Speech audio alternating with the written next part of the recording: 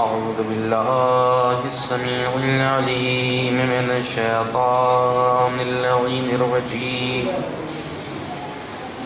بسم الله الرحمن الرحيم.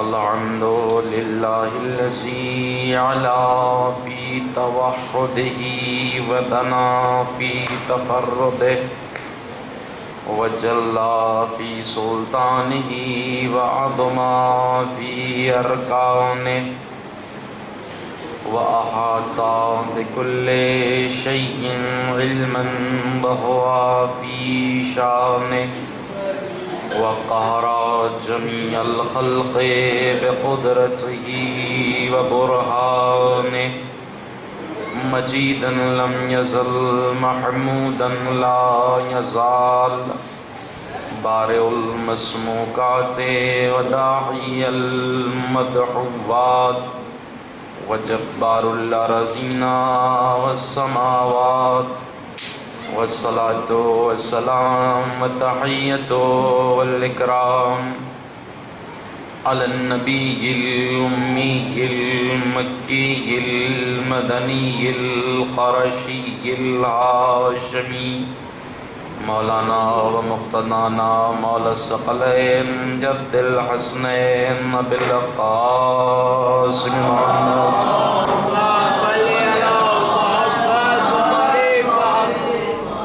وآل الطيبين الطاهرين المعصومين المظلومين المنتجبين المنتخبين ولعنة الدائمة على أعدائهم ومنكر فضائلهم الشاكين فيهم والمنعرفين عنهم أجمعين إلى يوم الدين. أما بعد فقد قال الله تبارك وتعالى في كتابه الكريم وهو أصدق الصادقين قوله الحق بالحق. بسم الله الرحمن الرحيم. من جاء بالحسنة فله خير منها وهم من فزع يومئذ آمنون ومن جاء بالسيئة فكبت وجوههم في النار. صلوات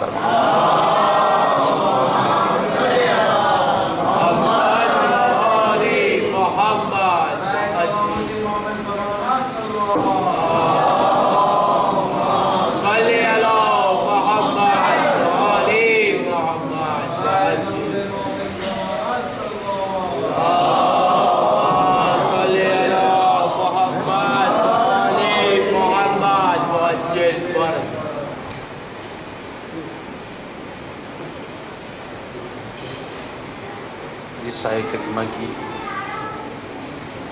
آپ کے سامنے تلاوت کی ہے.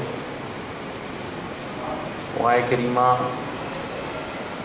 سورہ مبارک نمل قرآن کے 27ویں سورہ کی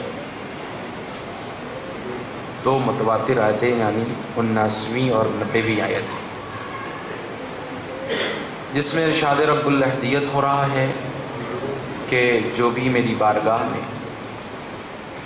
ایک نیکی لے کر کے آئے گا فَلَهُ خَيْرٌ مِّنْهَا، تو ہم اس کو اس سے بہتر اجر عطا کریں گے. وَهُمْ مِّن فَزْعٍ يَوْمِئِذٍ آمِنُونَ، اور اس دن جس دن لوگوں کے دل خوف و ہراس سے پر ہوں گے ہم اس دن اس کے دل کو خوف و ہراس سے خالی رکھیں گے. وَمَنْ جَاءَ بِالسَّيِّئَةِ، اور جو میری بارگاہ میں ایک بدی لے کر کے آئے گا فَقُبَّتْ وُجُوهُهُمْ فِي النَّارِ، تو پس ہم اس کو منہ کے بھل جہنم میں ڈھکیل دیں گے۔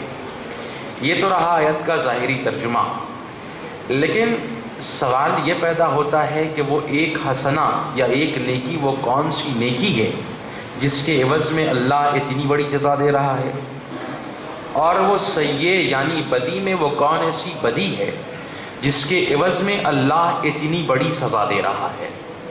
تھوڑی سی توجہ فرما لیجئے۔ مفسرین یہ کہتے ہیں کہ اس حسنے سے مراد تمام نیکیاں ہیں، یعنی جتنی بھی نیکیاں آپ تصور کر سکتے ہیں، شمار کر سکتے ہیں، آپ کر لیجئے۔ اور سیئے میں تمام بدیاں شامل ہیں، جتنی بھی آپ بدیاں شمار کر سکتے ہیں شمار کر لیجئے۔ لیکن یہ ہم بات مان لیتے، لیکن قرآن میں کئی نیکیوں کے لیے لفظ حسنات استعمال کیا ہے اور کئی بدیوں کے لیے لفظ سیئات استعمال کیا ہے۔ ذرا توجہ فرمائیے، قرآن کہتا ہے ان الحسنات یذہبن السیئات، نیکیاں انسان کی برائیوں کو دور کر دیتی ہیں، تو اللہ نے یہاں حسنات استعمال کیا۔ ایک دوسرے مقام پہ اللہ کہنے لگا وَبَلَوْنَاهُمْ بِالْحَسَنَاتِ وَالسَّيِّئَاتِ، کہ ہم ان کی آزمائش اور ان کا امتحان لیتے ہیں نیکیوں کے ذریعے سے بھی اور برائیوں کے ذریعے سے بھی۔ تو اس کا مطلب یہ ہے کہ اس ایک حسنے سے مراد کئی حسنات نہیں ہیں، کئی نیکیاں نہیں ہیں، اس ایک سیئے سے مراد کئی برائیاں نہیں ہیں۔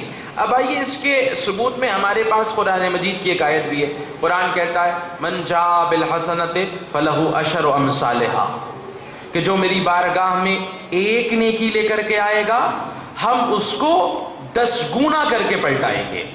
تو اس کا مطلب یہ ہے کہ ایک نیکی کے لیے بھی قرآن لفظ حسنہ استعمال کر رہا ہے، حسنات نہیں کر رہا ہے۔ توجہ فرمائیے گا۔ اور جہاں کئی نیکیاں اللہ نے شمار کی ہیں وہاں حسنات کہا ہے، اور جہاں کئی بدیاں شمار کی ہیں اللہ نے وہاں سیئات کہا ہے۔ تو اب ہمیں تلاش کرنا پڑے گا کہ وہ نیکی کوئی ایک ہی نیکی ہے جو بہت بڑی نیکی ہے، وہ ایک بدی ہے جو بہت بڑی بدی ہے۔ تو اب آئیے ہم اس کی تلاش میں نکلتے ہیں کہ بھیا وہ کون سی نیکی ہے اور کون سی بدی ہے۔ بھئی نیکیوں کی ایک لمبی چوڑی فہرست ہے۔ بھائی ان سب بڑی نیکیوں میں ایک بڑی نیکی ہے نماز، ہے نا، جس کے لیے کہتے ہیں کہ نماز مومن کی معراج ہے۔ کہتے ہیں کہ فَإِن قُبِلَتْ قُبِلَ مَا سِوَاهَا فَإِن رُدِّرَتْ رُدِّرَ مَا سِوَاهَا، اگر نماز قبول کر لی گئی تو سارے کے سارے اعمال قبول ہو گئے، اور اگر نماز رد کر دی گئی تو سارے کے سارے اعمال رد ہو گئے۔ اس کا مطلب یہ ہے کہ جو نماز پڑھتا ہے اسی کے اعمال کو قبولیت ملے گی، اور جو نماز نہیں پڑھتا اس کے اعمال کو قبولیت قطعاً نہیں ملے گی۔ تو اب نماز بہت فضیلت ہے، مومن کی معراج ہے۔ اچھا یہ معراج کیسے، یہ بھی تھوڑا سا سمجھ لیجیے، بات ضمن آئی ہے تو پیغمبر معراج پر گئے۔ قرآن کہتا ہے سبحان الذی اسریٰ بعبدہ لیلا من المسجد الحرام الی المسجد الاقصی، بابرکت ہے وہ ذات، لفظوں پہ توجہ فرمائیے گا، بابرکت ہے وہ ذات جو راتوں رات اپنے بندے کو لے گئی من المسجد الحرام الی المسجد الاقصی، مسجد حرام سے مسجد اقصی تک۔ کون لے گئی؟ وہ۔ کہاں تک لے گئی؟ اللہ کا حبیب اتنا قریب ہو گیا کہ آواز آنے لگی ادعو منی، اور قریب آ جا، ادعو منی، اور قریب آ جا۔ کس سے کہا جاتا ہے اور قریب آ جا؟ جو سامنے ہو، غائب نہ ہو۔ توجہ فرما رہے ہیں آپ؟ بات کہاں سے شروع ہوئی تھی؟ پاکیزہ ہے وہ ذات جو، یعنی وہ لے گئی اپنے بندے کو راتوں رات۔ بات کہاں سے شروع ہوئی تھی؟ وہ سے پہنچی کہاں؟ تو پر۔ قرآن کیا کہتا ہے؟ فَكَانَ قَابَ قَوْسَيْنِ أَوْ أَدْنَىٰ، اتنی قربت ہو گئی کہ 2 کمان یا اس سے بھی کم کا فاصلہ رہ گیا۔ یہ فاصلہ ذات کا فاصلہ نہیں تھا، صفات کا فاصلہ تھا۔ صلوات بر محمد۔ تو وہ بات کہاں سے شروع ہوئی؟ وہ سے پہنچی کہاں؟ تو تک۔ جب بات تو تک پہنچ گئی تو یہی معراج پیغمبر ہے۔ اب آئیے ہم مصلی پہ آئے، ہم نے کہا اللہ اکبر، وہ اللہ بہت بڑا ہے. اور پھر ہم نے نیت کی، کہا بسم اللہ الرحمن الرحیم، شروع کرتا ہوں اس اللہ کے نام سے، یعنی وہ اللہ جو رحمان بھی ہے، جو مطلب وہ رحمان بھی ہے، وہ رحیم بھی ہے. تمام تعریفیں اس اللہ کے لیے ہیں جو عالمین کا رب ہے، الرحمن الرحیم، جو رحمان بھی ہے، رحیم بھی ہے، مالک یوم الدین، وہ ایک خاص دن کا مالک بھی ہے. ایاک نعبد و ایاک نستعین، ہم تیری ہی عبادت کرتے ہیں، تجھ سے ہی مدد چاہتے ہیں. بات وہ سے شروع ہوئی تھی، تو تک پہنچ گئی. وہاں بھی جو پیغمبر کو معراج ہوئی تھی، سبحان الذی، بات وہ سے شروع ہوئی تھی، ادعو منت تک پہنچ گئی. یہاں بات بسم اللہ الرحمن الرحیم سے شروع ہوئی تھی، ایاک نعبد و ایاک نستعین تک پہنچ گئی. صلوات اور رحمت.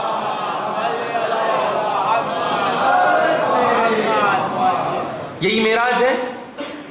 لیکن انسان جب سمجھے تب، جب اس کے مفاہیم اور مطالب کو سمجھے تب. ابھی قرآن نے مومنین کی کامیابی کا بھی اعلان کیا ہے، قد افلح المومنون الذین هم فی صلاتهم خاشعون. وہی مومنین کامیاب ہیں جو اپنے نماز میں خشوع و خضوع برتتے ہیں. جو مومن اپنے نماز میں خشوع برتتے ہیں وہی مومن کامیاب ہیں، اور جو مومن اپنے نماز میں خشوع نہیں برتتے وہ کامیاب نہیں ہے. تو بھئی یہ خشوع کا کیا مطلب ہے؟ اللہ جو کہہ رہا ہے خشوع ہونا چاہیے، تو مطلب کیا ہے؟ مطلب یہ ہے کہ جب ہم نماز پڑھ رہے ہوں تو دنیا کی تمام چیزوں سے ہماری آنکھیں بند ہو جائیں اور صرف ایک طرف توجہ رہے، وہ اپنے رب کی طرف. مطلب کیا ہے؟ مطلب یہ ہے کہ جب ہم نماز پڑھ رہے ہوں تو جہاں ہمارا جسم ہے وہیں ہمارے دل کو رہنا چاہیے. ایسا نہیں کہ ہم مصلی پر ہوں اور ذہن کہیں اور پتا چلا بھیا وہ سبزی خریدنے جانا ہے، جلدی سے پڑھ لو، آفس پہنچنا ہے، فٹافٹ جلدی سے نماز پڑھ لو. تو اگر ذہن بازار میں ہے اور جسم مصلی پر ہے تو یہ خشوع نہیں ہوگا. جسم کے ساتھ ساتھ دل ہو. اگر ہم کہیں بسم اللہ الرحمن الرحیم تو زبان پہ بسم اللہ جاری ہو اور ذہن اللہ تک پہنچ جائے. زبان سے کہیں الحمدللہ رب العالمین، قلب کی رسائی اللہ تک ہو جائے. یہی ہے خشوع کا مطلب. بھئی نمازیں آپ نے بھی بہت دیکھی ہیں، ہم نے بھی بہت دیکھی ہیں. کچھ ایسے بھی نمازی تاریخ اسلام میں ملے ہیں جو صبح کی 4 رکعت پڑھا کے پوچھتے ہیں اور پڑھا دوں. اور ایسے بھی نمازی ہیں کہ خشوع کا عالم یہ ہے کہ علی کے پیر میں تیر لگ گیا، لوگوں نے اللہ کے نبی سے پوچھا تیر نکالا کب جائے؟ نبی نے کہا جب علی نماز کی حالت میں ہو تیر نکال لیا جائے. یہ ہے خشوع کا مطلب. مطلب جب علی مصلی میں عبادت پہ آتے تھے، محراب عبادت میں آتے تھے تو دنیا کی تمام چیزوں سے آنکھیں بند کر لیتے تھے. فقط ایک طرف آنکھ کھلی ہوتی تھی، وہ کدھر؟ رب کی طرف. تو اس طریقے سے انسان معراج کی منزل پہ جائے گا. اب چونکہ آیت شروع ہے قد افلح المومنون سے، تو جب میرا مولا پیدا ہوا نا تو اس کی ایک تفسیر یہ بھی ہے. تو رسول کی آغوش میں آنکھیں کھولی، رسول نے زبان چسائی اور کہنے لگے اقرا یا علی، اے علی قرآن پڑھو. تو پتہ ہے یہی آیتیں مولا کائنات نے پڑھی تھیں. قد افلح المومنون، مومنین وہ مومنین کامیاب ہو گئے جو نماز میں خشوع برتتے ہیں. ایک آیت نہیں پڑھی تھی، 11 آیتیں پڑھی تھی امیر المومنین نے. جب 11 آیتیں تمام ہو گئی نا تو اللہ کا نبی کہنے لگا علی قد افلحوا بک یا علی، علی تیری ہی وجہ سے مومنین کامیاب ہوں گے. تو مطلب یہ ہے کہ اگر کوئی خشوع و خضوع کے ساتھ مصلی پر اللہ اکبر کہتا رہے، اللہ اکبر کہتا رہے، اللہ اکبر کہتا رہے اور دل میں عشق علی نہ رکھتا ہو تو وہ مومن کامیاب نہیں ہو سکتا. تو کامیابی کی شرط یہ ہے کہ نماز میں اگر خشوع ہو تو دل میں عشق علی بھی ہو، اور اگر دل میں عشق علی ہو تو نماز میں خشوع بھی ہو. دونوں صورتیں اگر پائی جائیں گی تو وہ مومن کامیاب مومن ہوگا. لیکن اگر فقط ایک صفت پائی جائے تو قطعاً وہ مومن کامیاب نہیں ہوگا. تو یہ تو رہی نماز کی فضیلت.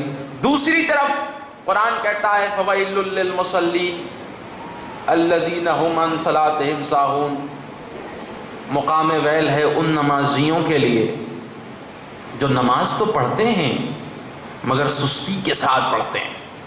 پتہ ہے نا، اذان پڑھ لیں گے، کہتے ہیں کہ نہیں کہتے ہیں؟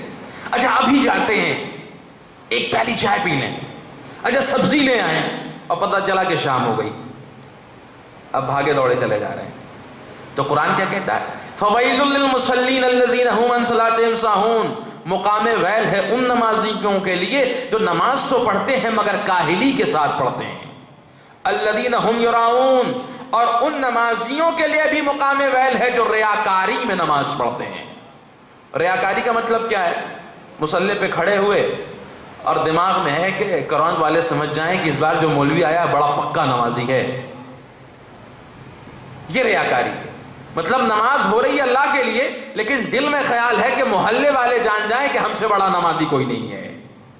تو اب اگر یہاں پیشانی پر داغ بھی ہو جائے، نشان بھی ہو جائے سجدے کا، تو مجھے دو مصرے شاہ عظیم آبادی کے یاد آتے ہیں کہ ریا کا داغ اٹھائے ہوئے ہے ماتھے پر، کہاں کا داغ، کہاں کا فتن ابھر آیا۔ لیکن اگر واقعاً یہ سجدے اللہ کے لیے ہیں اور پھر اس سے سجدے کا نشان ہوا ہے تو یہ قبر میں روشنی کا سبب ہوگا۔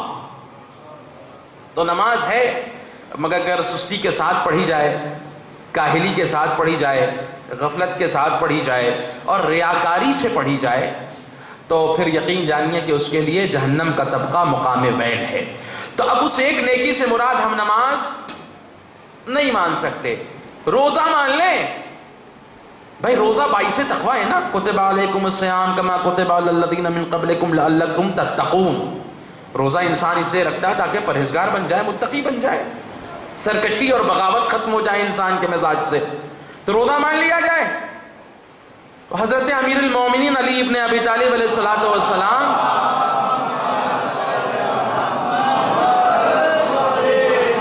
نہج البلاغہ میں ارشاد فرماتے ہیں کم من صائم لیس لہ من صیامہ الا ظما، بہت سارے روزے دار ایسے ہیں جو روزہ تو رکھتے ہیں مگر بھوک اور پیاس کے علاوہ کچھ انہیں ہاتھ نہیں لگتا۔ مطلب بھوکے بھی ہیں، پیاسے بھی ہیں لیکن اللہ کی قربت انہیں حاصل نہیں ہوتی۔ تو اس کا مطلب یہ ہے کہ اس نیکی سے مراد روزہ بھی نہیں ہے، حج۔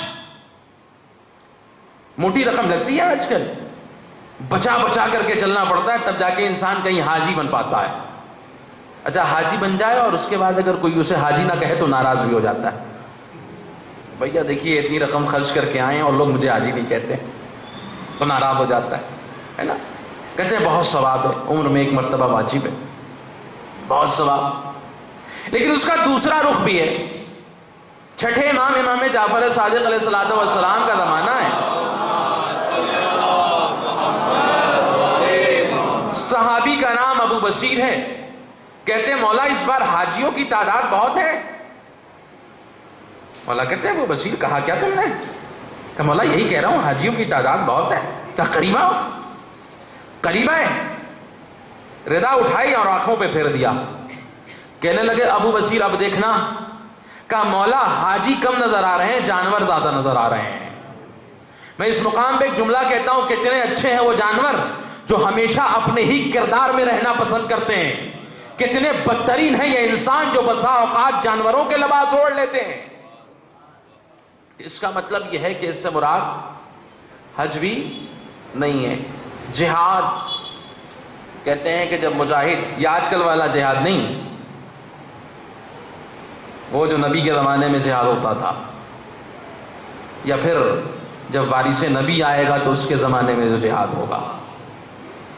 کہتے ہیں مجاہد جیسے ہی اپنے قدم کو گھر سے باہر نکالتا ہے اور ایک رکاب سے اپنے قدم کو گھوڑے کی دوسری رکاب میں ڈالتا ہے تو اللہ 70 حج کا ثواب لکھ دیتا ہے۔ جہاد۔ اچھا اگر کوئی نبی کے ہم رکاب ہو کر کے جہاد کرے تو اسے اس کا کتنا ثواب ہوگا؟ بہت ثواب ہوگا نا، ہم تو گن بھی نہیں سکتے۔ لیکن ایک شخص اللہ کے نبی کے ساتھ ہم رکاب ہو کر کے جنگ کرتا کرتا مارا گیا، لوگ اللہ کے نبی کے پاس آئے، کہنے لگے اللہ کے نبی یہ بتائیے کہ اس کا رتبہ کیا ہے جنت میں؟ کہیں کیا پوچھتے ہو؟ کہ رتبہ کیا؟ کہا کوئی رتبہ نہیں ہے۔ کہا کیوں؟ کہا وہ تو اللہ کی راہ میں مارا ہی نہیں گیا۔ کہا اللہ کے نبی آپ یہ کیا کہہ رہے ہیں وہ اللہ کی راہ میں نہیں مارا گیا؟ کہ ہاں وہ اللہ کی راہ میں نہیں مارا گیا۔ کہا کیسے؟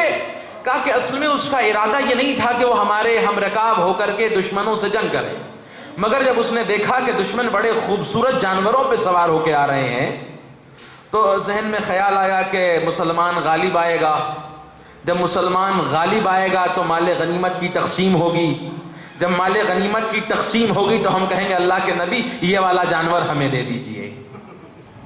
تو وہ شہید راہ خدا نہیں ہے، قتیل راہ حمار ہے، اس نے اپنی جان جانور کے راہ میں دے دی ہے۔ تو اس کا مطلب یہ ہے کہ اس سے مراد جہاد بھی نہیں ہے بھیا، امر بالمعروف و نہی عن المنکر جو ہم لوگ کرتے پھرتے ہیں بہت خطرناک منزل ہے۔ اچھا، امر بالمعروف اچھے کاموں کی طرف ترغیب دلانا یا حکم دینا اور برے کاموں سے روکنا صرف مولوی اور ملاؤں کا ہی کام نہیں ہے۔ جیسے نماز آپ پہ واجب ہے نا، ویسے ہی امر بالمعروف و نہی عن المنکر بھی واجب ہے، لیکن بس اتنا ہی جتنا جانتے ہیں۔ کبھی کبھی ہوتا ہے نا آدمی تھوڑا سا زیادہ شہرۂ آفاق بننے کے لیے وہ بھی مسائل بتانے لگتا ہے جو خود نہیں جانتا، تو کبھی ایسا نہ کیجئے گا، جتنا جانتے ہوں بس اتنا ہی حکم دیجئے، ورنہ ایسا نہیں کہ وہ تو ایسے اور ایسے، ایسے نہیں صاحب، ایسے ویسے نہیں، ورنہ تمام جو وہ عمل انجام دے رہا ہے اس کا تمام خامیازہ آپ کو وہاں بھگتنا ہوگا۔ وہ تو کہہ دے گا کہ فلاں نے کہا تھا اور ہم ان کو اپنے سے زیادہ پڑھا لکھا مان رہے تھے۔ تو امر بالمعروف و نہی عن المنکر بہت ثواب ہے، واجب ہے، لیکن دوسری طرف روز محشر کے فیصلے کے بعد ایک گروہ ہوگا جو جنت میں جائے گا، لیکن اس کا راستہ جنت کی طرف سے ہوگا، جہنم کی طرف سے ہوگا۔ جائے گا کہاں؟ جنت میں۔ راستہ کدھر سے ہوگا؟ جہنم کی طرف سے۔ اب جب وہ لوگ جہنم کے راستے کے قریب پہنچیں گے تو دیکھیں گے، ارے چونکیں گے، تعجب میں پڑ جائیں گے کہ ارے حضور آپ وہاں کیسے پہنچ گئے؟ وہی لوگ جو منبر سے قیل و قال کہتے تھے کہ نہیں وہی چیز جو تمہیں جنت لے جا رہی ہے اسی نے ہمیں جہنم میں ڈھکیل دیا ہے۔ کا مطلب کہ ہم جو کہتے تھے وہ کرتے نہیں تھے، تم نے اس پر عمل کر لیا۔ تو مطلب یہ ہے کہ امر بالمعروف و نہی عن المنکر بھی وہ نیکی نہیں ہے کہ جسے ہم یہ کہہ سکیں کہ وہ نیکی جس کو ہم نے عنوان کلام کے طور پہ پڑھی آیت میں وہ نیکی ہے۔ اچھا، تو اب یہ تو رہا نیکیوں کا چیپٹر، اب آئیے تھوڑا سا بدی کی طرف بھی چلتے چلیں اور نتیجہ آخر میں دے دیں گے۔ بھئی برائیاں گناہ کبیرہ کی ایک طویل فہرست ہے، تو اب تمام فہرست پڑھوں گا تو وقت ہی نکل جائے گا، 5 دن ایسے نکل جائے گا۔ ایک آج بڑے گناہ سن لیجئے، کہتے ہیں چوری، راہ زنی، ڈکیتی، بڑا گناہ ہے نا گناہ کبیرہ میں، اور قرآن کیا کہتا ہے کہ چور اور چورنی کے ہاتھ کاٹ لیے جائیں، اتنا بڑا گناہ ہے۔ مطلب دیکھ رہے ہیں نا، جب قرآن یہ کہے تو کتنا بڑا گناہ ہوگا۔ لیکن ایک ڈاکو کا نام ہے فضیل، سنا ہے نا؟ نماز کبھی چھوٹتی نہیں تھی لیکن ڈکیتی بھی کبھی نہیں چھوٹتی تھی۔ نماز کا اتنا بڑا پکا عادی تھا وہ شخص کہ اگر اس کے گروہ میں کوئی ایسا آدمی آ جائے جو نماز نہ پڑھتا ہو تو اسے باہر کا رستہ دکھا دیتا تھا، اور اول وقت کا پابند تھا۔ تذکرۃ الاولیاء میں یہ واقعہ لکھا ہوا ہے، اول وقت کا پابند، اور صرف واجب نمازیں نہیں پڑھتا تھا، نوافل بھی پڑھتا تھا، نماز شب بھی پڑھتا تھا۔ اچھا یہی نہیں، کوئی اس سے روزے چھوٹتے نہیں تھے، صرف واجب نہیں مستحب روزے بھی اس سے نہیں چھوٹتے تھے۔ اور جتنے لوگ اس گروہ میں تھے سب کو وہ کہتا تھا کہ بھیا اگر اس چیز پر عمل نہیں کر سکتے تو میرا ساتھ چھوڑ دو، اتنا بڑا تھا۔ لیکن ڈکیتی میں کوئی کمپرومائز نہیں۔ اچھا، بڑا ایماندار تھا اپنے پیشے میں، چھوٹے گروہ پر حملہ نہیں کرتا۔ ابھی بشارہ ایسے ہی غریب گروہ جا رہا ہے، اس پہ حملہ کر کے لے گا کیا؟ ایسے کہتے ہیں کہ ہم لوگوں کے درمیان مشہور ہے کہ غریبوں کی آہ بہت جلدی لگ جاتی ہے۔ دکھے ہوئے دلوں کی آہ بہت جلدی لگ جاتی ہے. تو وہ ہمیشہ بڑے گروہ پہ حملہ کرتا تھا. اچھا جس میں عورت ہو اس میں بھی حملہ نہیں کرتا تھا. ذرا توجہ فرمائیے گا. اب ایک دن ہوا یہ کہ ایک قافلہ گزر رہا تھا اور اس میں ایک قاری قرآن کی آیتوں کی تلاوت کر رہا تھا اور وہ اس آیت پہ پہنچا الم یان للذین آمنوا ان تخشع قلوبہم لذکر اللہ. اے خدا کیا وہ وقت نہیں آئے گا جب صاحب ایمان کے دل تیرے ذکر سے لرز جائیں گے. جیسے ہی اس نے قرآن مجید کی آیت سنی ہاتھ کو آسمان کے جانب اور چہرے کو آسمان کی طرف بلند کر کے کہنے لگا خدایا وہ وقت آ گیا جب اہل ایمان کے دل تیرے ذکر سے لرزنے لگے ہیں. اور فوراً اس نے توبہ کا ارادہ کر لیا اور گھر گیا. جانے لگا تو راستے میں کچھ قافلے والے کہہ رہے تھے بھیا یہاں سے جلدی نکل چلو کہیں ایسا نہ ہو کہ وہ ڈاکو فضیل آ جائے. تو کہتے ہیں میں یہاں ہوں. اب وہ لوگ کہنے لگے خدایا جس سے ہم پناہ مانگ رہے تھے اسی کو تو نے ہمارے اوپر مسلط کر دیا. تو کہنے لگا کہ اب وہ فضیل ڈاکو نہیں رہا بلکہ فضیل تائب بن گیا ہے. توبہ کر لی اس نے. علماء کے پاس گیا اور جا کے کہنے لگا کہ بھیا بہت ڈکیتیاں کی ہیں بہت چوریاں کی ہیں کیا میری کوئی بخشائش ہے. تو کہنے لگے علماء کیوں نہیں ہے ضرور ہے. کرنا کیا ہوگا کہ دیکھ حتی الامکان جہاں تک ہو سکتا ہے جن لوگوں کے مال کو تو نے ہڑپا ہے یا چوری کی ہے یا ڈکیتی کی ہے جا ان سے معافی مانگ لے یا ان کے سامان ممکن ہو سکے تو لوٹا دے. خیر اس نے کہا کہ اتنا تو مجھے یاد ہے کہ میں نے کس کا مال لوٹا ہے. اس نے ایک فہرست بنائی اور فہرست کے اکارڈنگ وہ ایک آدمی کے پاس جاتا رہا. اگر سامان مہیا ہوتے تھے تو پیسے لوٹا دیتا تھا ورنہ معافی کر لیتا تھا. ایک یہودی کے پاس آخر میں پہنچا اور وہ سونار تاجر تھا. کہنے لگا بھیا معاف کر دیجئے میں نے آپ کا مال لوٹا تھا میں فضیل ہوں. کہا اچھا معافی مانگنے آیا ہو یہ انقلاب کیسے ہو گیا. میں نے توبہ کر لی ہے. تو وہ کہتا ہے کہ میرے گودام میں چلے جاؤ اور فلاں مقام میں فلاں تھیلی رکھی ہوئی ہے اور اس میں کچھ اشرفیاں رکھی ہیں لیتے آؤ. فضیل گیا تھیلی اٹھائی اور لے کے چلا آیا. جب اس نے دیکھا یہودی نے کہ واقعا یہ تو اشرفیوں میں تبدیل ہو چکا ہے تو کہنے لگا کہ میں نے اپنی کتابوں میں پڑھا تھا کہ جو سچ میں دل سے توبہ کر لے اگر وہ مٹی کو بھی ہاتھ لگا دیتا ہے تو وہ سونا بن جاتی ہے. اصل میں ان تھیلیوں میں مٹی تھی اشرفیاں نہیں تھیں. میں تو تیرا امتحان لے رہا تھا کہ اللہ نے تیری توبہ قبول کی بھی کہ نہیں کی. کہا فضیل تجھے مبارک ہو اللہ نے تیری توبہ قبول کر لی ہے. اور اس کا ذکر کہاں ہے تذکرۃ الاولیاء. مطلب ایک بہت بڑا ولی بن گیا بہت بڑا عالم بن گیا اور آج اس کے اقوال ان کے اقوال اب اس کے نہ کہیے ان کے کہیے اب ان کے اقوال بہت مشہور ہیں بڑے بڑے اقوال ہیں. تب اس کا مطلب یہ ہے کہ چوری بھی وہ بدیہ برائی نہیں ہے جس کو ہم سیئے میں شمار کر لیں. کہتے ہیں زنا گناہ کبیرہ میں ہے بہت بڑا گناہ ہے. کیا بخشائش ہوگی؟ قرآن کہتا ہے کہ زانی اور زانیہ کو 100 کوڑے لگاؤ. بہت بڑا گناہ ہے. لیکن ایک عابد شخص زندہ دار تھے مسجد میں نماز پڑھ رہے تھے. دیکھا کہ بغل میں ایک صاحب آئے اور انہوں نے مصلی بچھایا اور بڑے ہی خضوع و خشوع کے ساتھ نماز پڑھنے لگے. بیچارہ ابھی تھوڑا کم پڑھا لکھا تھا جو نماز پڑھ رہا تھا نا تھوڑا کم پڑھا لکھا تھا. اس نے دیکھا ارے یہ تو ہم سے بھی زیادہ خضوع و خشوع میں نماز پڑھ رہا ہے. تو اس کو رشک ہوا. اس نے پوچھا کہ بھیا یہ بتاؤ کہ تمہاری عبادت میں اتنا خضوع و خشوع کہاں سے پیدا ہو گیا؟ ہم میں تو نہیں ہے. کہتے ہیں کہ بیوقوف مارا اپنی وجہ سے نہیں جاتا وہ دوسروں کی خوشیوں کو دیکھ کے مارا جاتا ہے. بھیا جو عبادت کر رہا تھا کرتا رہتا. تو کہنے لگا کہ اصل میں معاملہ یہ ہے کہ میں پہلے بہت بڑا گنہگار تھا. کہنا اچھا پھر کیا ہوا؟ کہ اللہ نے میری زندگی میں انقلاب برپا کر دیا اور میں نے توبہ کر لیا اور توبے کے بعد میری زندگی میں یہ انقلاب آیا ہے. کہ اچھا اگر مجھے خضوع و خشوع اپنی عبادت میں پیدا کرنا ہو تو کیا کرنا ہوگا؟ تو کہنے لگا وہ شیطان کہ گناہ کر لے پھر توبہ کر لینا. کہ اچھا تو گناہ کرنے کے لیے کیا کرنا ہوگا؟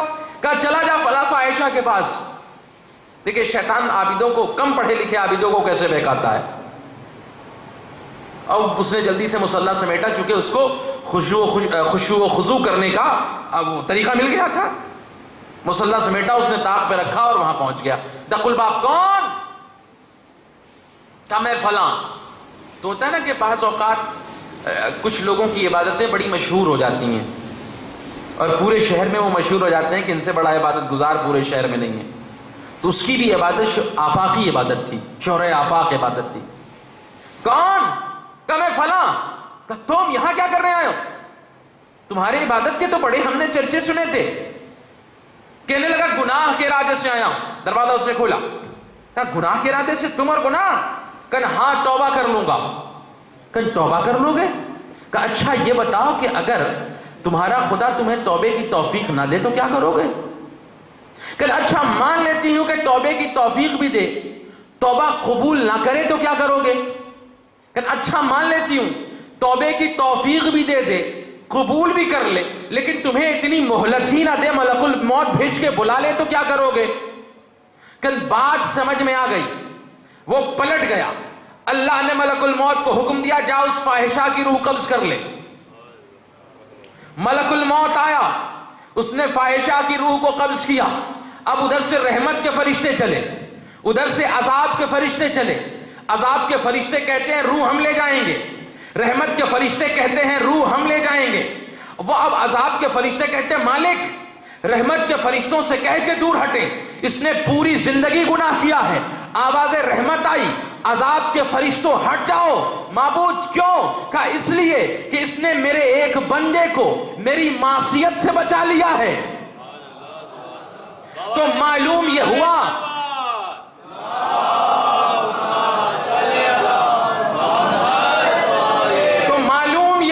کہ اگر کوئی ایک فاحشہ اللہ کے ایک بندے کو معصیت رب سے بچا لے تو اللہ اسے مستحق جنت قرار دیتا ہے. اگر کوئی پوری امت کو گناہوں سے بچا لے اور اللہ اسے جوانان جنت کا سردار بنا دے تو حیرت کس بات پر ہے؟ اب اس سے بات طے ہو گئی کہ وہ سیئے سے وہ گناہ مراد نہیں ہے. اب بھائی مراد کیا ہے؟ حسنے سے مراد نماز نہیں ہے، اس حسنے سے مراد روزہ نہیں ہے. اس لیے کہ قرآن کہتا من جاء بالحسنۃ فلہ عشر امثالھا ومن جاء بالسیئہ، اور جو میری بارگاہ میں ایک بدی لے کر کے آئے گا فلا یجزا الا مثلہ، بس ہم اسی جتنا وہ کر کے آیا ہے گناہ اتنا ہی دیں گے. لیکن جو میں نے آیت پڑھی اس میں کیا ہے کہ من جاء بالسیئہ فکبت وجوہہم فی النار، منہ کے پھل اسے جہنم میں ڈھکیل دیا جائے گا. تو کچھ فرق تو ہے. اس کا مطلب یہ ہے کہ وہ بدی خاص بدی ہے، عام بدی نہیں ہے. وہ نیکی عام نیکی نہیں ہے، کوئی خاص نیکی ہے. اب ہم تو وہیں سے مسئلے حل کرتے ہیں. جو معلم کتاب ہے، ہم نے کبھی تو یہ نہیں کہا کہ کتاب ہمارے لیے کافی ہے. اب ہم اللہ کے نبی سے پوچھیں گے اللہ کے نبی اس ایک حسنے سے مراد کیا ہے، اس ایک بدی سے مراد کیا ہے؟ تو اللہ کا نبی آواز دینے لگا اس ایک حسنے سے مراد نماز نہیں ہے، روزہ نہیں ہے، حج نہیں ہے، زکوٰۃ نہیں ہے، خمس نہیں ہے، جہاد نہیں ہے. حب علی حسنۃ لا یضر معها سیئۃ وبغضہ سیئۃ لا ينفع مع الحسنہ. علی کی محبت حسنہ ہے جس کے ہوتے ہوئے کوئی بدی نقصان نہیں پہنچا سکتی، اور علی کی عداوت سیئہ ہے جس کے ہوتے ہوئے کوئی عبادت نفع بخش ثابت نہیں ہو سکتی.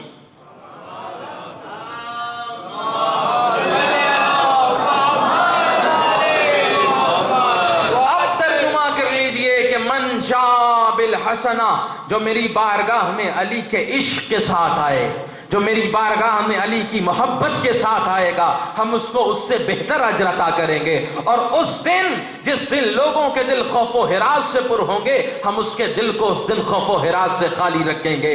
اور جو میری بارگاہ میں علی کی عداوت کے ساتھ آئے گا، تأمل نہیں کیا جائے گا، تفکر نہیں کیا جائے گا، سوچا نہیں جائے گا، سفارشات کام نہیں آئیں گی۔ فَكُبَّتْ وُجُوهُهُمْ فِي النَّارِ، اس کو منہ کے بھل جہنم میں ڈھکیل دیا جائے گا۔ یہ ہے علی کی محبت اور یہ ہے علی کی عداوت۔ بھیا کاپیاں تین طرح کی ہوتی ہیں ایگزامنر کے پاس۔ ایک بہت اچھی کاپی جس میں تامل نہیں ہوتا، ایک بہت خراب کاپیز جس میں ایگزامنر کوئی تامل نہیں کرتا، اور ایک کاپی ہوتی ہے ایوریج، متوسط درجے کی کاپی۔ ممتحن یہ نہیں چاہتا کہ بچہ فیل ہو جائے، وہ چاہتا ہے یہاں سے بھی ایک نمبر مل جائے، وہاں سے بھی ایک نمبر مل جائے، وہاں سے بھی 2 نمبر مل جائے، کم سے کم 33-34 نمبر مل جائے تاکہ یہ پاس ہو جائے۔ تو اللہ کے پاس بھی 3 طریقے کی کاپیاں ہوں گی۔ ایک بہت عمدہ کاپی جہاں تأمل نہیں کیا جائے گا، وہ اولیاء اللہ کی کاپیاں ہوں گی، اور ایک بہت خراب کاپی ہوگی جہاں تأمل نہیں کیا جائے گا، وہ ہوگی دشمنان علی کی کاپیاں، اور ایک کاپی وہ ہوگی جہاں بہت تأمل کیا جائے گا، شاید کوئی سفارش آ جائے، وہ ہوگی ہم محبوں کی کاپیاں۔ بھیا جنت تو جانا ہی ہے، ہم لوگ تو جنت کے وہ ہیں کہ بھئی جنت جانی ہی ہے ہمیں، اس کے بغیر کوئی وہ نہیں، ہم تو سمجھوتا کریں گے ہی نہیں۔ شہزادی نے وعدہ بھی کیا ہے اور 8ویں امام نے بھی وعدہ کیا ہے، لیکن جب اپنی طرف سے صلوات پڑھیں تو بلند صلوات پڑھ لیں۔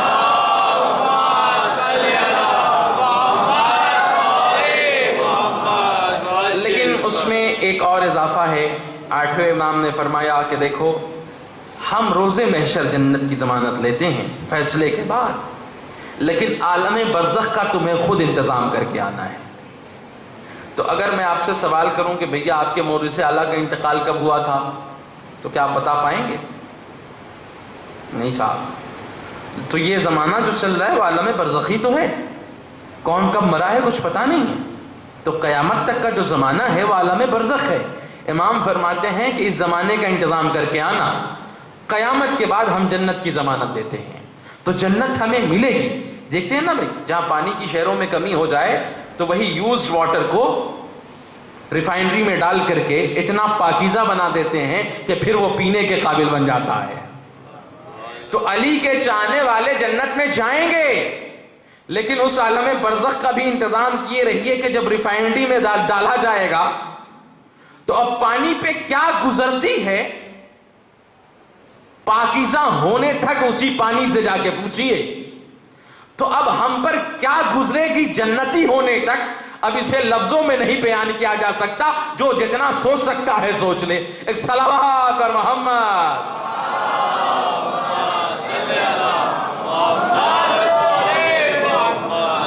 اولیاء اللہ کی کاپیز بہت بہترین کاپی ہوں گی، دشمن علی کی کاپی بہت خراب کاپیاں ہوں گی، جس کے لیے قرآن نے کہا فَكُبَّتْ، بس وہ منہ کے بھل جہنم میں ڈھکیل دیا جائے گا۔ دیکھیں یہ حرف فے بڑا کرشماتی ہے، یہ جو فے ہے نا علی والوں کے لیے بڑا کراماتی فے ہے، سمجھ رہے ہیں نا فے؟ دیکھیے وہاں کے فے سے بچا تو جہنم کے فے نے اسے پکڑ لیا۔ توجہ فرما رہے ہیں کہ نہیں فرما رہے ہیں آپ؟ بھئی وہ 1.25 لاکھ حاجیوں کے درمیان میں اللہ کے نبی نے فے ہی کا تو سہارا لیا تھا نا۔ من کنت مولا فہذا علی مولا، جس کا میں مولا ہوں بس اس کے علی علی مولا ہیں۔ وہاں بھی فے، تو جو غدیر کے فے سے بھاگا جہنم کی فے اسے پکڑ لے گی۔ فَكُبَّتْ وُجُوهُهُمْ فِي النَّارِ، بس اس کو منہ کے بل جہنم میں ڈھکیل دیا جائے گا۔ تو بہتر یہ ہے کہ غدیر کے فے کو لے لیجئے، جہنم کے فے کو دور پھینک دیجئے۔ ایک فے تو لینا ہوگا، چاہے غدیر کا فے لیجئے چاہے جہنم کا فے لے لیجئے۔ تو اب جو ہم نے ترجمہ کیا کہ جو علی کی بارگاہ، جو اللہ کی بارگاہ میں علی کی محبت کے ساتھ آئے گا، اللہ اس کو اس سے بہتر اجر عطا کرے گا، اور اس دن جس دن لوگوں کے دل خوف و ہراس سے پر ہوں گے، اللہ اس کے دل کو خالی رکھے گا، ہے نا؟ اس کا مطلب کیا ہے کہ علی کا چاہنے والا جو چاہے گناہ کرے، اس کا مطلب یہی ہے کہ جو دل میں آئے وہ کرتا جائے، وہ سب معاف ہوتا جائے گا۔ ایسا گروہ بھی ہمارے درمیان میں پیدا ہو گیا ہے جو یہ سمجھتا ہے کہ علی کے عشق میں جو چاہے کرتے جاؤ سب معاف، لیکن ایسا نہیں۔ کئی جگہ معصومین نے قسمیں کھا کھا کے کہا ہے کہ قسم خدا کی اگر تم عامل نہیں ہو اور اللہ کی اطاعت نہیں کرتے ہو تو ہم تمہاری سفارش اللہ کی بارگاہ میں نہیں کریں گے. تو یہ عزت و توقیر آل محمد کو دی کس نے؟ اللہ نے دی. تو ظاہر ہے کہ ہم سوچیں کہ علی خوش ہو جائیں، فاطمہ خوش ہو جائیں، حسنین کریمین خوش ہو جائیں اور اللہ خوش نہ ہو. پہلے خوشی تو اللہ کی ہے نا، بعد میں آل محمد کی ہے. یہ الگ بات ہے کہ بعض اوقات اللہ ان کی خوشی کو اپنی خوشی کہہ دیتا ہے. تو مطلب کیا ہے؟ گناہ کرتے پھریں؟ کہتے ہیں نہیں، عشق آل محمد، عشق علی، محبت اہل بیت کا مطلب قطعاً یہ نہیں ہے کہ جو چاہیں ہم گناہ کرتے پھریں. نہیں، اس کا مطلب کیا ہے؟ بھئی آج کے زمانے میں باتوں کو سمجھنا بڑا آسان ہو گیا ہے. گھڑیاں لگاتے ہیں، ساری کی ساری گھڑیاں کمپنی واٹر پروف بناتی. اب وضو کرتے وقت گھڑی کو اتارنے کی ضرورت نہیں. واٹر پروف کا کیا مطلب ہے؟ کہ ایک ایسا کور اس پہ لگا ہوا ہے کہ پانی اس کی مشینری کو خراب نہیں کرے گا. مطلب ایک ایسی چادر پہنائی گئی ہے اسے کہ پانی اس کا کچھ بگاڑ نہیں سکتا. تو پتہ ہے اللہ نے ہم سب پر علی کے عشق کو، آل علی کے عشق کو واجب قرار دے کر کے آل محمد کی محبت کا لیمینیشن چڑھا دیا ہے. اگر سچا عاشق علی ہوگا تو گناہوں کے بازار سے گزر جائے گا، نہ یہ گناہوں کے قریب جائے گا نہ گناہ اس کے قریب آئیں گے. آواز بلند نعرہ سلوات.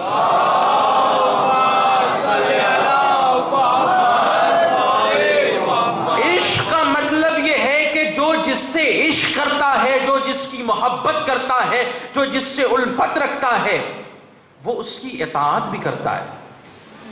وہ یہ کہے کہ ہم محبت کرتے ہیں اور اطاعت نہ کرے تو کیا وہ محبت میں اپنے سچا ہے، دعوے میں سچا ہے؟ نہیں. آپ دنیا کی عارضی محبتیں لے لیں، مجازی محبتیں لے لیں، جوانوں سے پوچھ لیں کہ بھیا مجازی اور عارضی محبت کا مطلب کیا ہوتا ہے؟ کہ عارضی اور مجازی محبت کا مطلب یہ ہوتا ہے کہ انسان اپنے معشوق کو فالو کرتا ہے. اگر اس نے کہہ دیا ہیئر اسٹائل بدل لو تو ہم بدل لیتے ہیں. وہ کہتا، اگر معشوق کہتا ہے کہ داڑھی تھوڑی سی اسٹائل چینج کر لو تو داڑھی کی اسٹائل چینج کر لیتے ہیں. معشوق نے اگر کہہ دیا لباس بدل لو تو ہم اپنے لباس بدل لیتے ہیں. تو جب مجازی معشوق کا تقاضا یہ ہے کہ جو وہ کہے وہ عاشق کرتا چلا جائے، تو جو حقیقی معشوق ہے کیا وہ کہے گا تو ہمیں نہیں کرنا ہے؟ کرنا. عشق کا تقاضا یہی ہے کہ جو جس سے محبت کرے وہ اس کی اطاعت کرے. اس لیے کہ میشور اسی کے ساتھ ہونا ہے، میشور اسی کے ساتھ ہونا ہے، کوئی چارہ نہیں. اچھا ہے نا کہ ہم لوگ ہیں بھیا علی کے چاہنے والے ہیں سب جنت میں، یقیناً جنت میں جائیں گے، لیکن سچا چاہنے والے تو بنیے، سچا چاہنے والے بنیے. اگر یقیناً ہم سچے علی کے عاشق ہیں تو کوئی ہمیں جنت میں جانے سے روک نہیں سکتا، قطعاً نہیں روک سکتا ہے، بالکل نہیں روک سکتا ہے. لیکن ہم تو صحیح میں عاشق بھی نہیں ہے نا. دیکھیے عشق، میں ایک جملہ کہتا ہوں، عشق علی کوئی خیرات میں ملی ہوئی چیز نہیں ہے کہ ایک بار میراث میں آ گئی تو ہماری جاگیر بن گئی. نہیں، جملے کی قدر کیجئے گا. عشق علی جاگیر میں ملی ہوئی کوئی چیز نہیں ہے. یہ وہ پودا ہے کہ اگر اس کی آبیاری نہیں کریں گے تو دھوپ کی تمادت اسے جلا کے راکھ کر دے گی.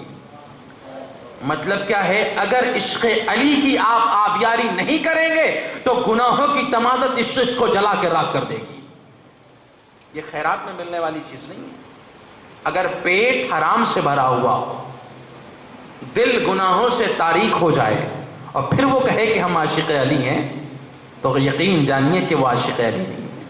چنانچہ امیر شام نے حضرت علی ابن ابی طالب علیہ الصلوۃ والسلام کے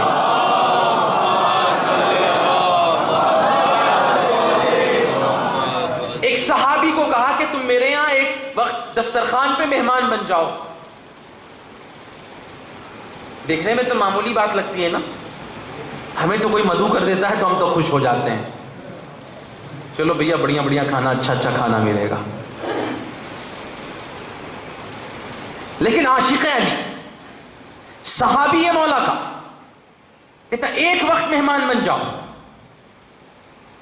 تو پلٹ کے کہتا ہے عاشق علی تیرا عاشق نہیں ہوں، مہمان نہیں بنوں گا. کہ اچھا گھر واپس آ گیا، کچھ دن گزر گیا، امیر شام نے بہترین حلوہ تیار کروایا اور اس صحابی کے گھر بھجوا دیا. گھر میں وہ صحابی موجود نہیں تھا، چھوٹی بیٹی گھر میں موجود تھی، اس نے قبول کر لیا. تو ہوتا نہیں کبھی کبھی گھر میں جب انٹری کیجئے تو کبھی اچھی خوشبو آتی ہے امید سے بڑھ کے، تو آدمی گھر والوں سے پوچھتا بھیا بنا کیا رہے ہو آج، لگ رہا ہے آج کوئی لذیذ غذا بنا رہے ہو. تو جیسے ہی وہ عاشق علی صحابی علی گھر میں وارد ہوئے، انہوں نے پوچھا بیٹی یہ خوشبو تو ہمارے گھر کی نہیں ہے، یہ خوشبو آ کہاں سے رہی ہے؟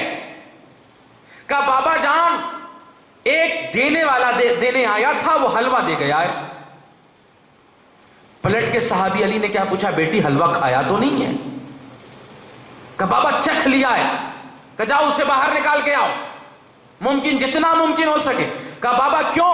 کہا یہ میٹھا حلوہ نہیں ہے، امیر شام نے زہر بھیجوایا ہے تاکہ ہمارے دل سے عشق علی نکل جائے. اگر انسان رزق حرام کھاتا ہے اور پھر وہ کہے کہ ہم عاشق علی ہیں تو وہ جھوٹ بولتا ہے، اس لیے کہ رزق حرام اور عشق علی دونوں اکٹھا نہیں ہو سکتے. اگر کوئی حرام رزق کھائے اور پھر کہے کہ ہم عاشق علی تو قطعاً نہیں. یہ ویسے ہی ہے جیسے آگ اور پانی، دونوں اکٹھا نہیں ہو سکتے. جہاں حلال رزق ہوگا وہیں عشق علی پایا جائے گا، جہاں گناہوں سے دوری ہوگی وہیں عشق علی پایا جائے گا.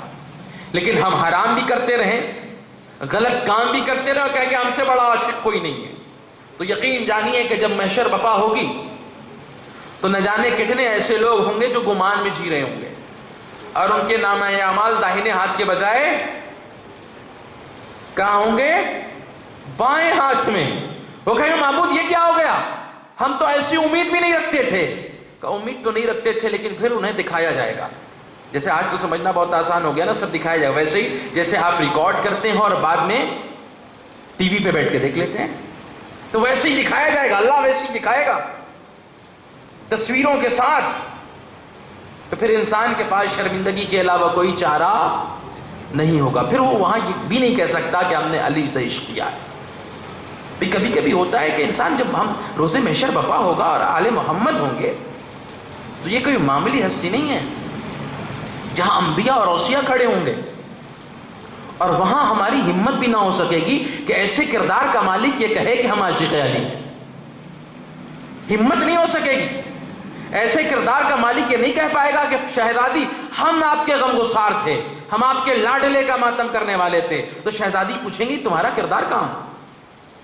اور معصومین کے ایسے بہت سارے واقعات موجود ہیں کہ اگر ان کے زبان سے ان کے کردار میچ نہیں کھاتے تو معصومین منع کر دیتے ہیں کہ آئندہ نہ کہنا کہ تم ہمارے چاہنے والے ہو. چنانچہ امام جعفر صادق علیہ الصلوۃ والسلام کے پاس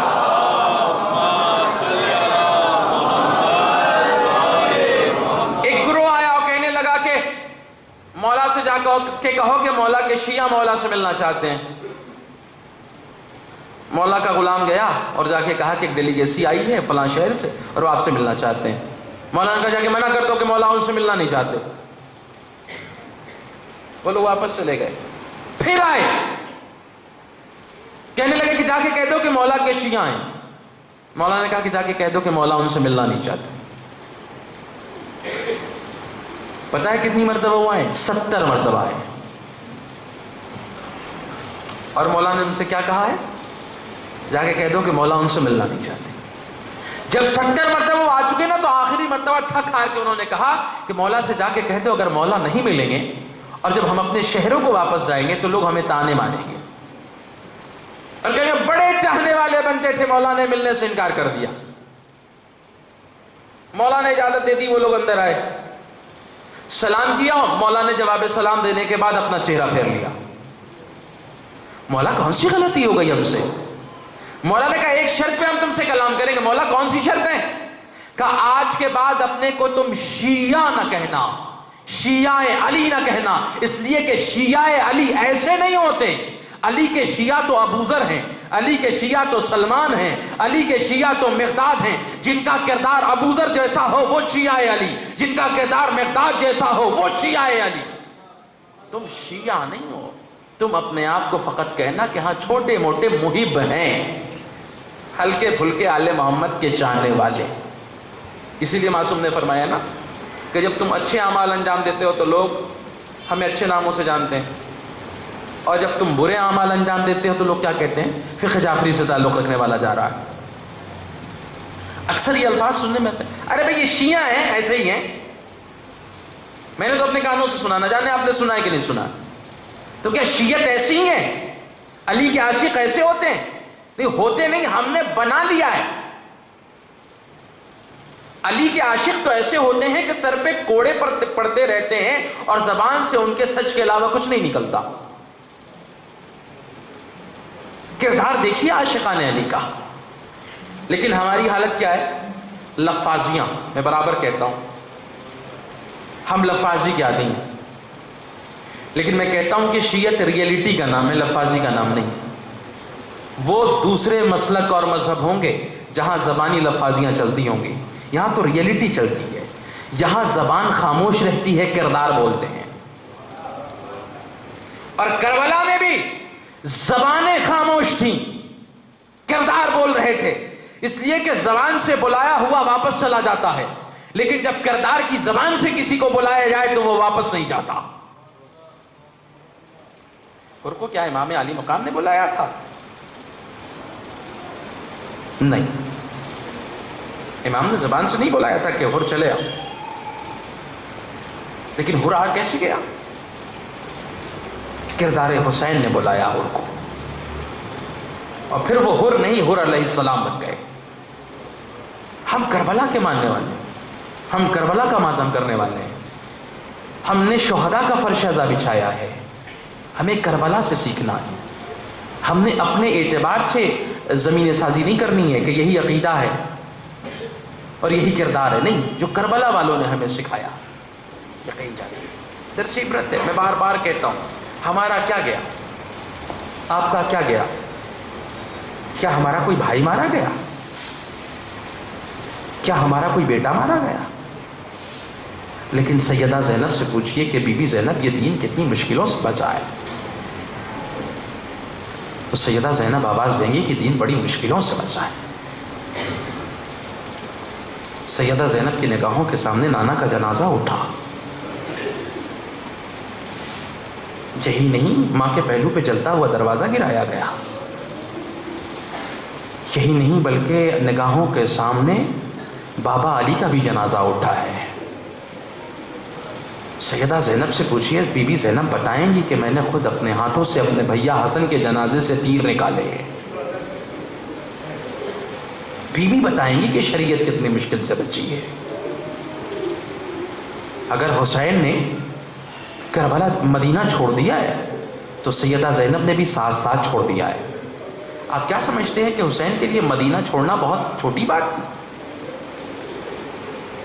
جب آپ کسی شہر میں چند برس رہ جائیں اور وہ شہر آپ کو چھوڑنا پڑے نا، تو آپ اپنے دل سے کی کیفیت کا اندازہ نہیں لگا پاتے ہیں، اور دل بے چین ہونے لگتا ہے، مضطرب ہونے لگتا ہے. دل کی کیفیت بڑی عجیب ہوتی ہے جسے الفاظ کے پیکر نہیں پہنائے جا سکتے. لیکن جس شہر میں حسین کا بچپنا گزرا، جوانی اسی مدینے میں گزری، 56-57 سال کی عمر تک اسی مدینے میں رہے، اور یہی نہیں بلکہ کچھ اہم نشانیاں بھی مدینے میں تھیں. نانا کا مزار بھی مدینے میں، ماں کی لحد بھی مدینے میں، بھیا حسن کا مقبرہ بھی اسی مدینے میں، اور حسین مدینہ چھوڑے. مقاتل نے لکھا کہ نہیں پتا کہ اس دن زیادہ حسین پہ شاخ تھا جس دن حسین مدینہ چھوڑ رہے تھے، یا اس دن شاخ تھا جس دن کڑیل جمع علی اکبر کا لاشا اٹھا رہے تھے. بہت شاخ تھا حسین پہ مدینہ کا چھوڑنا، خدا حافظ کا. یہ جملے بتاتے ہیں کتنا شاخ تھا. نانا کے مزار پہ آ کے کہتے ہیں، نانا اب اس کے بعد حسین آپ کے مزار پہ نہ آئے گا، نانا یہ آخری سلام قبول کر لو. بھیا حسن کے مزار پہ آئے، کہنے لگے بھیا میرا آخری سلام قبول کر لو. امتیوں نے چین سے رہنے نہیں دیا. ان جملوں سے امام حسین کے دل کے کرب کا اندازہ لگایا جا سکتا ہے. مقاتل نے کیا لکھا کہ جیسے حسین نے ماں کی لحد کو دیکھا، حسین دوڑ کے ماں کی لحد سے لپٹ گئے. کیا کہنے لگے؟ حسینوں کے جال وڈائک، اماں حسین آخری سلام کہنے کے لیے آیا ہے. اماں اس کے بعد حسین مزار پہ نہ آئے گا. قبر بطول سے آواز آئی علیک السلام یا مظلوم الام یا غریب الام یا شہید الام. اے ماں کے مسافر بیٹے تجھ پر تیری ماں کا سلام، اے ماں کے غریب بیٹے تجھ پر تیری ماں کا سلام، اے ماں کے مسافر بیٹے تجھ پر تیری ماں کا سلام. عجب نہیں حسین نے یہ جملہ کہا ماں اب حسین مدینہ چھوڑ رہا ہے، کیا تم مدینہ نہ چھوڑے گی؟ عجب نہیں قبر بطول سے آواز آئی ہو میرے لال تو مدینہ چھوڑے گا، تیری ماں قبر میں چین سے نہیں رہے گی. ہاں زیادہ حسین کے لیے مدینہ چھوڑنا بھی بڑا شاق تھا. میر انیس نے کہا تھا کہ چین سے سب ہیں گھروں میں مجھے ملتا نہیں ہے چین، سخت آفت میں ہے بس صاحب کا نور العین، ٹکڑے دل ہوتا ہے جبروں کے حرم کرتے ہیں بین، اپنے بچوں کو کدھر لے کے یہ جائے حسین، شہر میں چین نہ جنگل میں اماں ملتی ہے، دیکھیے قبر مسافر کو کہاں ملتی ہے. حسین نے مدینہ چھوڑا، سیدہ زینب نے بھی ساتھ ساتھ مدینہ چھوڑ دیا. حسین مکے کو پہنچے، سیدہ زینب بھی مکے کو پہنچی. حسین نے حج کو عمرے میں تبدیل کیا، سیدہ زینب نے بھی حج کو عمرے میں تبدیل کر دیا. حسین 2 محرم کو وارد کربلا ہوئے، سیدہ زینب بھی 2 محرم کو وارد کربلا ہوئی. حسین اگر 7 محرم سے پیاسے ہیں تو سیدہ زینب بھی 7 محرم سے پیاسی ہے. اگر حسین شب عاشور عبادت میں مصروف ہے تو سیدہ زینب بھی ساتھ مصروف ہیں. روز عاشور اگر حسین مختل سے لاشیں لاتے ہیں تو سیدہ زینب مختبہ خیمے میں مسند بچھاتی ہیں. سیدہ زینب کی قربانی ساتھ ہے، لیکن حسین کی مصیبت روز عاشورہ تمام ہو گئی. سیدہ زینب کی مصیبت کا آغاز روز عاشورہ سے ہو رہا ہے. حسین کی شہادت کے بعد خیمے میں آگ لگا دی گئی. اب سیدہ زینب کے علاوہ کوئی نہیں ہے تو سید زادیوں کی محافظت کرے. خیمے میں آگ لگ گئی. سیدہ زینب بے چین ہے کہ سید زادیوں کو جلتے ہوئے خیمے میں چھوڑ دے یا جلتے ہوئے خیمے سے باہر لائے. سیدہ زینب سجاد کے خیمے میں گئی. بیٹا سجاد خیمے میں آگ لگ گئی ہے، سید زادیاں خیمے میں رہیں یا جلتے ہوئے خیمے سے باہر آ جائیں. امام فرماتے ہیں پھوپھی اماں سید زادیوں سے کہیے کہ جان کا بچانا واجب ہے. یہی مصیبت نہیں رکی. حمید کہتا ہے میں نے کیا دیکھا، علی کی بیٹی نے سب سید زادیوں کو اکٹھا کر لیا تو ایک جلتے ہوئے خیمے کے قریب آئی، ہاتھوں کو ملتی ہے، کبھی آسمان کی جانب دیکھتی ہے، کبھی جلتے ہوئے خیمے کو دیکھتی ہے. میں سمجھ گیا بی بی کی کوئی بڑی چیز خیمے میں چھوٹ گئی ہے. علی کی بیٹی جلتے ہوئے خیمے میں گئی، ارض کربلا پہ بیٹھی، کچھ پشت پر بار اٹھا کے جلتے ہوئے خیمے سے لائی. وہ کوئی اور نہیں، بیمار کربلا تھا. عجب نہیں زینب نے مقتل کا رخ کیا ہو. آواز دیو بھیا، آؤ زینب کی بہادری دیکھو. تم نے ایک جوان کا لاشا اٹھایا تھا، زینب ایک بیمار جوان کو اپنے پشت پر اٹھا کے لائی ہے.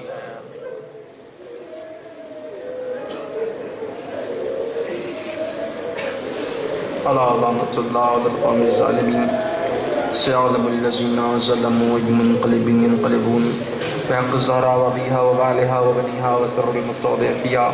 خدایا ہمارے اس مختصر سے بزم کو قبول فرما. خدایا ہمارے گناہوں کو معاف فرما، ہمارے والدین کی مغفرت فرما، تمام مومن و مومنات کی مغفرت فرما. یا اللہ جو مریض ہیں انہیں شفاء کلی و عاجل عنایت فرما. یا اللہ جو بے روزگار ہیں انہیں روزگار عنایت فرما. یا اللہ جو تنگ دست ہیں ان تنگ دستیوں کو دور فرما. یا اللہ جن کی روزی میں وسعت ہے ان کا جذبہ اظہار و انفاق عنایت فرما. یا اللہ ہمارے لیے بہترین دعا ہے ہمارے والی وارث امام زمان کے ظہور میں تعجیل فرما. ہم سب کو ان کے اوان انصار میں شمار فرما. امام کو صحت و سلامتی عنایت فرما. ربنا تقبل منا انک انت السمیع العلیم.